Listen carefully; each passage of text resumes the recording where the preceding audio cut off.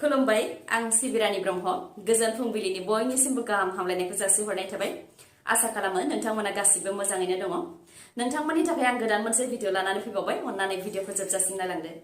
मोनसे गोजोनथाव खौरां कामाख्यानिफ्राय हावड़ासिम वंदे भारत स्लिपार ट्रेन खारहोनाय जासिगोन नर्थ इस्ट फ्रन्टियर रेलवेनि सिङाव बेखौ खारहोनाय जागोन जानुवारि नैथि सप्तानिफ्रायनो वंदे भारत स्लिपार ट्रेनखौ कामाख्यानिफ्राय हावड़ासिम खारहोग्रोनाय जागोन बेनो गिबि वंदे भारत ट्रेन जाय उन्दुग्रा दङ लोगोसे fully air condition premium service थागोन मोन 6 दाब्बा बा कच थागोन बेनि मादाव मोनसे फार्स्ट क्लास एसि कच थागोन मोन 4 सेकेन्ड क्लास एसि कच थागोन आरो मोन 11 थार्ड क्लास एसि कच थागोन गासै सा 823 दावबायारिफोरखौ लांलाय लाबोलाय खालामनो हागोन वंदे भारत स्लिपार ट्रेननि गेजेरजों रेल बिफाननिफ्राय बेखौ फोसावदों जानुवारिनि नैथि सप्तानिफ्रायनो खारनाया जागायजेनगोन कामाख्यानिफ्राय हावड़ासिम खारगोन बे वंदे भारत स्लिपार ट्रेना हिन्जावसा फरायसाफोरनि थाखाय गुबुन गुबुन बिथांखिफोर लानानै फैनायनि उनाव बे खेबाव हौवासा फरायसाफोरनि थाखायबो बिथांखि लानानै फैबाय आसाम सोरखारा हौवासा फरायसाफोरनि थाखाय बाबु स्किम बा बाबु बिथांखि फोसावदों आसाम सोरखारा जायनाखि बिधानसभा बिसायख'थिया फैगासिनो दङ बिधानसभा बिसायख'थिखौ नोजोर होनानै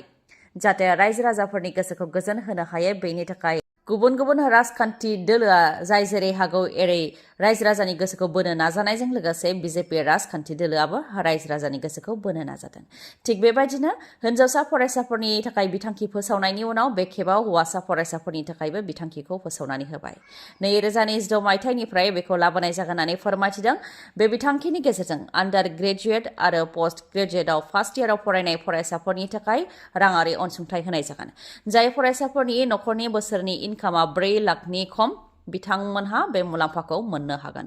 आन्डार ग्रेजुएटआव फरायनाय हौवा फरायसाफोर जायफोर फरायसाफोरा फार्स्ट इयाराव फरायगासिनो दङ बिथांमोनहा दानफायाव 1000 रां मोननो हागोन ओजोंहाय पोस्ट ग्रेजुएटआव फरायनाय फरायसाफोर जायफोर फार्स्ट इयाराव फरायगासिनो दङ बिथांमोनहा दानफायाव 2000 राङै मोननो हागोन गोजौ सोलोंथाइ लानायाव मदद होनो थाखाय आरो फरायसाफोरनि गेजेराव रांनि जि बजा बे बजाखौ गैया खालामनो थाखायनो बे बिथांखिखौ लाबोनाय जादों होननानै फोरमायथियो आसाम सोरखारनिफ्राय बिथांखिनि मुङा बाबु स्किम फोरमायथिनो गोनांदि बाबु बिथांखिनि गेजेरजों फरायसाफोरा 1 फेब्रुवारिनिफ्रायनो बे मुलाम्फाखौ मोननो हागोन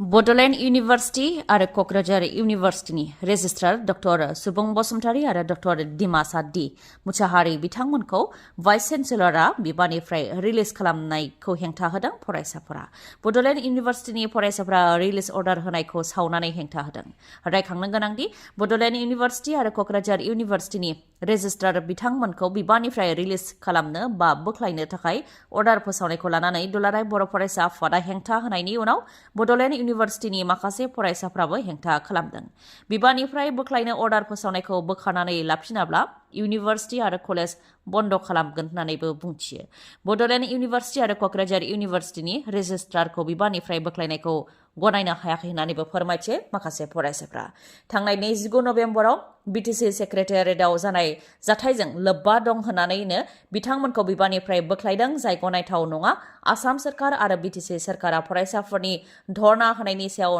नायबिजिर होनानै राजखान्थियै सोरखौबा जाबसिननानै साजा होयोब्ला फरायसाफोरा जिरायनानै थानाय नङा होननानैबो बुंथियो फरायसाफोरा फोरमायथिनो गोनांदि क'क्राझार इउनिभार्सिटिनि registrar doctor Dimasa D Mushahary बिथांखौ बिबाननिफ्राय बोखारनानै डक्टर बाना बिना ब्रह्म बिथांनो बिबानखौ होनाय जाबाय ओजोंहाय बड'लेण्ड इउनिभार्सिटिनि रेजिस्ट्रार डक्टर सुबुं बसुमतारी बिथांखौ बिबाननिफ्राय बोख्लायनानै डक्टर प्रहलाद बसुमतारीनो बिबानखौ होनाय जाबाय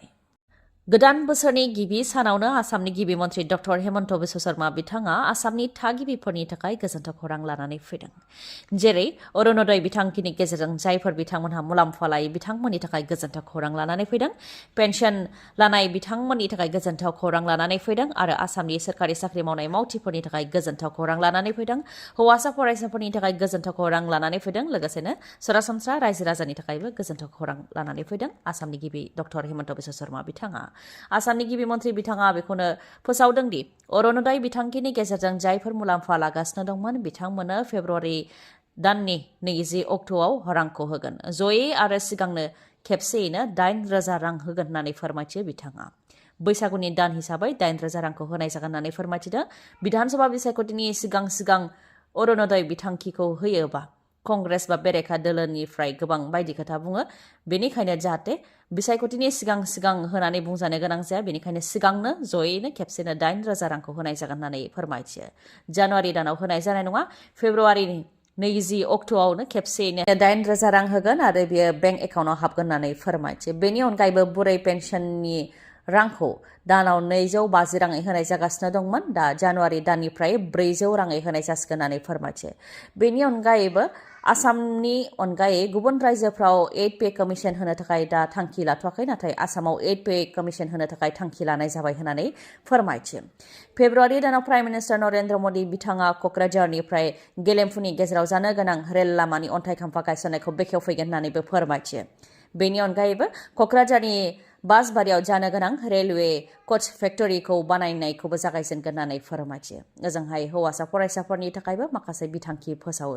बाबु स्किम लाबोनायखौ फोसावो बिथाङा जायनि गेजेरजों आन्डार ग्रेजुवेट आरो पस्ट ग्रेजुवेट फार्स्ट इयाराव फरायनाय फरायसाफोरनो दान मोनफ्रोमबो रांनि अनसुंथाइ होलांनाय जागोन होननानै फोरमायथियो बिथाङा बेनि अनगायैबो 70 लाख रेशन कार्ड हल्डारफोरा बा मुलाम्फायारिफोरा 100 राङावनो 1 केजि दालि 1 केजि सेनि आरो 1 केजि संख्रिखौ बे दाननिफ्रायनो मोननो हासिगोन थांनाय बोसोराव 117 राङाव